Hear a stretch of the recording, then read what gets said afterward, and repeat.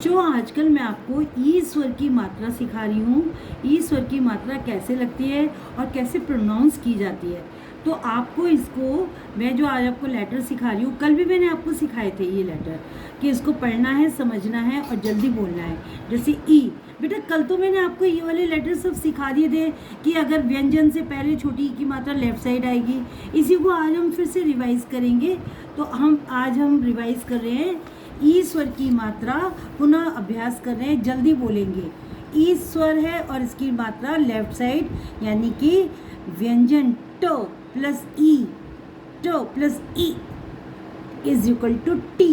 यानी व्यंजन कहता है, स्वर कहता है, ई का स्वर कहता है अगर कोई व्यंजन है और मुझे मात्रा का यूज़ करवाना है ई स्वर की, तो पहले व्यंजन बना के लेफ्ट साइड पहले मैं लगूंगी, फिर व्यंजन आएगा। ठ प्लस ई ठी।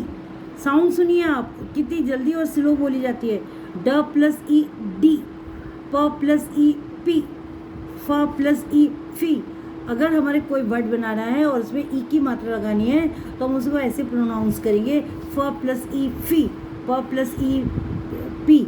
अब आप देखिए, ये तो मैंने आपको बता दिया कैसे प्रोनाउंस करेंगे और कैसे हमारे व्यंजन में छोटी की मात्रा लेफ्ट साइड लगती है, पहले मात्रा लगती है फिर व्यंजन आता है। अब आज मैं आपको एक नई चीज़ सिखा रही हूँ। मैं धीरे धीरे बेटे आपको सिखा रही हूँ ताकि आपको समझ में आए कि ये स्वर की मात्रा व्यंजनों में कैसे लगती है। पहले आपको चित्र देखना है व ये स्वर की मात्रा लगाकर शब्दों का उच्चारण करेंगे। अच्छा बच्चों, आपको एक बात बताओ, ये जो पिक्चर देख रहे हो ये क्या है? इमली, यानी ओरिजिनल लेटर ई आया है, ई स्वर आया है, इसमें कोई मात्रा नहीं लगेगी। हम ओरिजिनल लेटर ही लिखेंगे, ओरिजिनल स्वर ही लिखेंगे, इमली। अब देखो ई स्वर इडली, अब ई स्वर ओरिजिनल आया है तो हम ओरिजिनल लिखेंगे इडली। लेकिन अगर कोई हमारा व्यंजन है और उसमें हमें ये स्वर लगाना है, पहले बच्चों आप पिक्चर देखो, सब बच्चे देखकर बोलेंगे चिड़िया। अब आपने व्यंजन था च, उसको ची बोला, तो मैंने च में छोटी ई की मात्रा लगा दी, ई स्वर की मात्रा लेफ्ट साइड, तो बन गया ची। अब मैंने बोला ड़ी, ड़ में छोटी ई की मात्रा लगा दी तो बन गया च प्लस ड़ी प्लस या, आ इस या, चिड़िया। क्या बन गया? चिड़िया। मतलब कि स्वरों को जैसे जैसे हमारे व्यंजन स्वरों के अकॉर्डिंग बोले जाएंगे वैसे ही हमें मात्रा लगाई जाएगी। जैसे च व्यंजन में छोटी की मात्रा ची, ड़ा व्यंजन में छोटी की मात्रा डी, या में आ का स्वर है तो आया, चिड़िया। अब देखो स्वर और व्यंजन कैसे लगते हैं। च प्लस ई ची, ड़ प्लस ई ड़ी, य प्लस आ, चिड़िया। अब समझ गए? अब देखो, आप पिक्चर देखो, पहले सब बच्चे बोलेंगे गिलास। अब आपने गिलास को गी बोला है, गी, तो मैंने ग में छोटी ई की मात्रा लगा दी लेफ्ट साइड, ठीक है।